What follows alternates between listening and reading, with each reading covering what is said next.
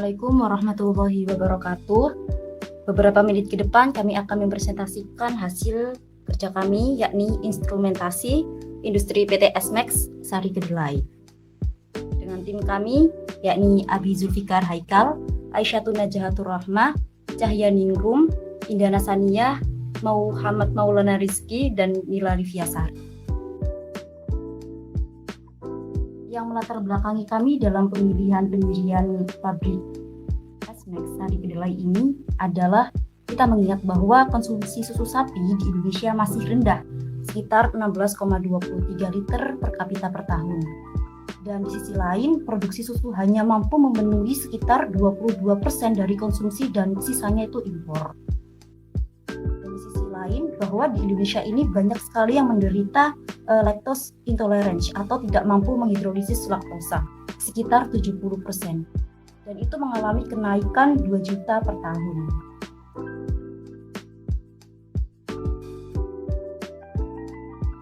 Dan kita melihat peluang yang ada di Indonesia, bahwa manfaat kedelai di Indonesia sangat banyak sekali. Dan nutrisinya hampir menyerupai dengan susu sapi. Oleh karena itu, sari kedelai merupakan produk yang sangat cocok untuk dikembangkan dan digunakan sebagai alternatif pengganti susu sapi.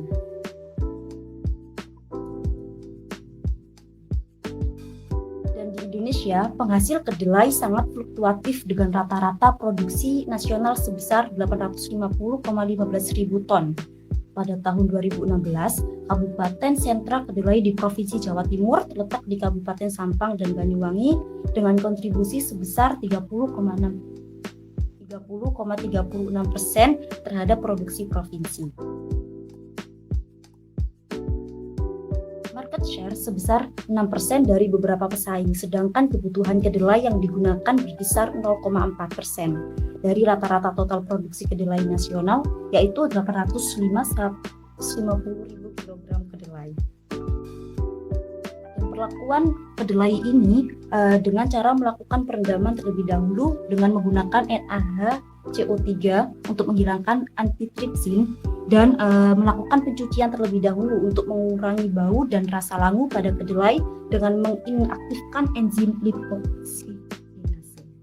Selanjutnya yaitu ada tujuan. Tujuan yang pertama yaitu untuk menilai kelayakan pabrik sari kedelai.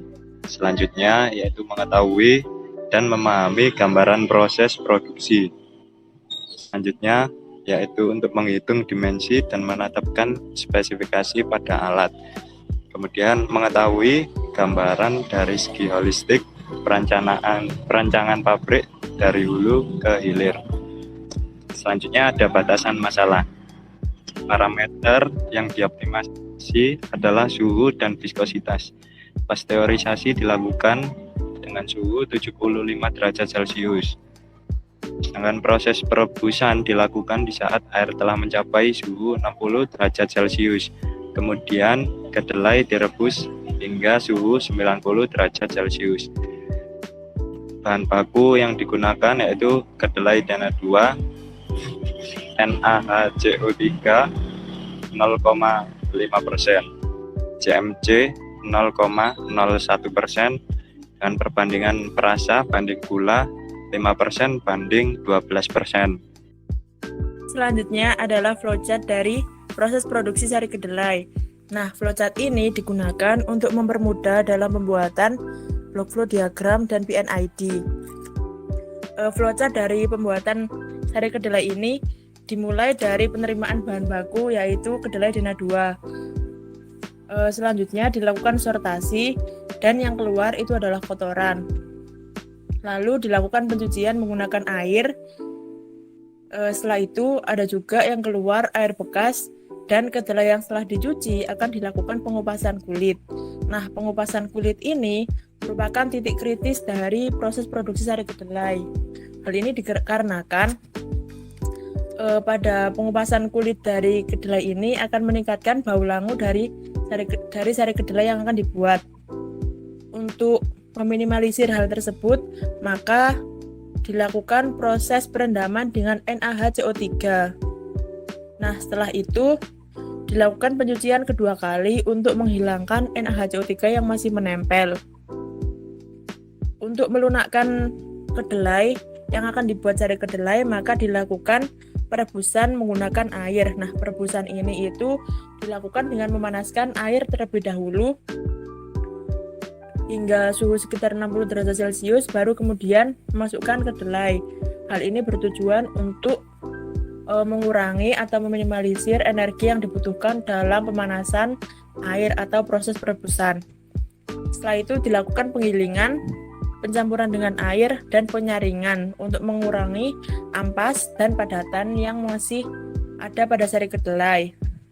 Setelah itu dilakukan pasteurisasi sehingga suhu 63 derajat Celcius untuk mengurangi bakteri yang dapat menyebabkan bau busuk dari sari kedelai atau meningkatkan kebusukan sari kedelai yang akan dibuat. Kemudian dilakukan pencampuran dengan gula dan perasa untuk meningkatkan kualitas sari kedelai. Setelah itu dilakukan penyaringan untuk mengurangi ampas yang masih menempel. Nah, sebelum dilakukan pengemasan, dilakukan homogenisasi dengan menggunakan CMC. CMC ini bertujuan untuk homogenisasi sari kedelai yang akan dikemas, sehingga nanti ketika dalam kemasan Tetra Pak akan lebih homogen dan tidak mudah terpisah antara padatan dan cairan. Setelah itu dilakukan pengemasan menggunakan Tetra Pak. Selanjutnya adalah BFD.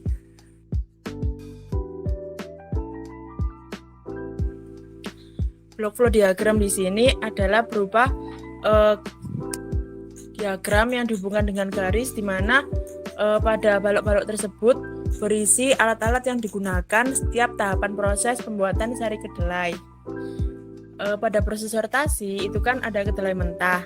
Nah, di situ menggunakan CCD color sorter untuk memisahkan kedelai yang memiliki warna yang berbeda, seperti kehitaman atau kecoklatan, karena kedelai yang memiliki karakteristik warna yang berbeda adalah kedelai yang sudah mulai busuk.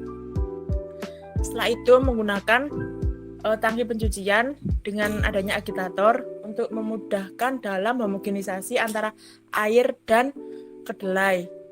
Setelah itu menggunakan alat pemisah kulit dan menggunakan tangki perendaman untuk merendam NaHCO3. Nah, pada setiap tangki yang digunakan untuk pencucian, perendaman, dan perebusan atau pencampuran dengan air ataupun dengan gula dan perasa, menggunakan agitator untuk mempermudah dalam homogenisasi. Sebelum dilakukan pengemasan, sari kedelai didinginkan pada chiller tank hingga suhu ruangan untuk mempertahankan kualitas sari kedelai yang ada di dalam kemasan. Selanjutnya yaitu sistem kontrol. Pada proses pembuatan sari kedelai ini menggunakan sistem kontrol closed loop atau tertutup. Adapun kontrol yang dilakukan pada pembuatan sari kedelai yaitu yang pertama adalah rasio. Rasio itu dilakukan untuk menyeimbangkan rasio yang ada pada bahan satu dengan bahan yang kedua maupun yang lainnya. Selanjutnya yaitu flow, itu digunakan untuk mengukur laju pada aliran. Kemudian ada temperatur. Pada temperatur ini sendiri itu menstabilkan temperatur pada proses. Selanjutnya yaitu level. Untuk level itu digunakan untuk mengatur atau membatasi agar mesin tidak melebihi pada batasnya. Kemudian yang terakhir yaitu massa. Massa itu digunakan untuk mengatur pada massa packaging. Ini digunakan pada mesin packaging saja. Selanjutnya adalah proses flow diagram. Proses flow diagram di sini terdapat beberapa simbol alat yang digunakan pada proses yang telah dijelaskan oleh teman saya, dan juga beberapa gambaran alat yang digunakan pada proses pembuatan Soymax ini. Next. Selanjutnya adalah desain piping pada diagram block ini. Di sini terdapat beberapa alat yang telah disebutkan dan juga pembuangan untuk limbahnya. Untuk sistem kontrol pada alat ini, yang pertama adalah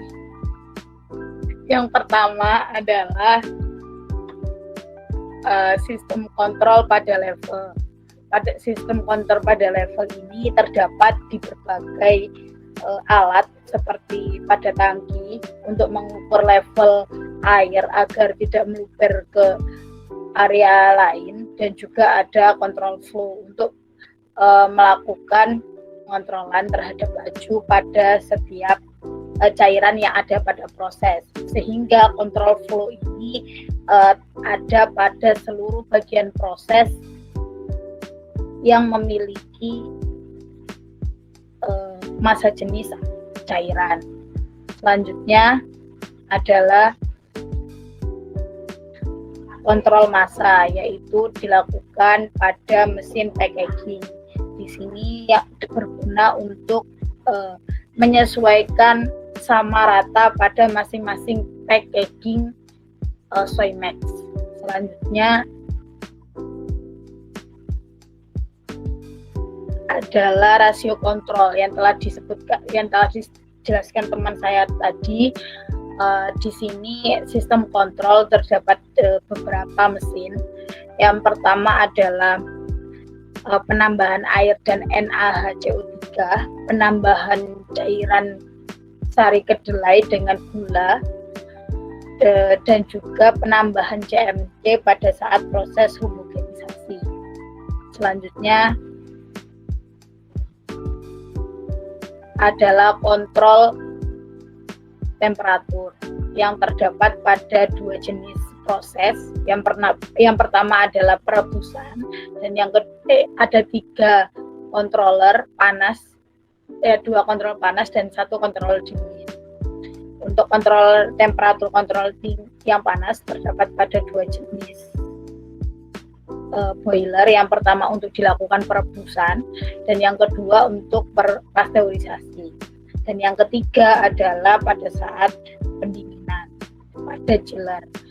Dan untuk SIS atau safety-nya dari keseluruhan proses terdapat pada 2 jenis mesin atau 2 jenis alat, yaitu pada alat perebusan dan juga pasteurisasi. Karena pada kedua alat tersebut terdapat bahaya yang cukup tinggi. Terdapat juga yang pertama adalah bahaya karena terdapat temperatur yang cukup tinggi. Yang kedua, apabila kedua alat tersebut meluap atau memiliki tekanan yang tinggi, sehingga harus dilakukan pencegahan dengan mengontrol atau menjaga pada pressing di temperatur tersebut. Pada kesimpulan kali ini yaitu produk minuman sari kedelai merupakan produk finish good yang akan dipasarkan dalam kemasan karton. Konsumen yang diutamakan dalam mengkonsumsi sari kedelai ini yaitu konsumen yang menderita laktose intoleran sehingga tidak dapat mengkonsumsi susu dan turunannya. Sedangkan tubuh perlu dan membutuhkan nutrisi yang sama atau hampir menyamai dengan nutrisi susu. Dengan karakteristik produk yang cair, perlu diperhatikan setiap kontrol dan keamanannya. Pada saran yaitu pada perancangan pabrik sari kedelai SMAC ini memang dikatakan layak, tetapi masih banyak kekurangannya.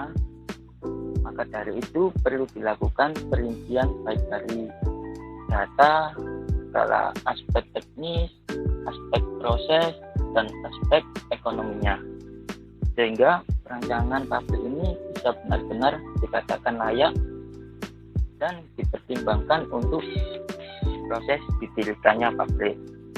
Besar harapan perancangan ini dapat dilanjutkan untuk diperbaiki lagi. Sekian presentasi dari kami. Jika ada kata salah, mohon dimaafkan. Wassalamualaikum warahmatullahi wabarakatuh.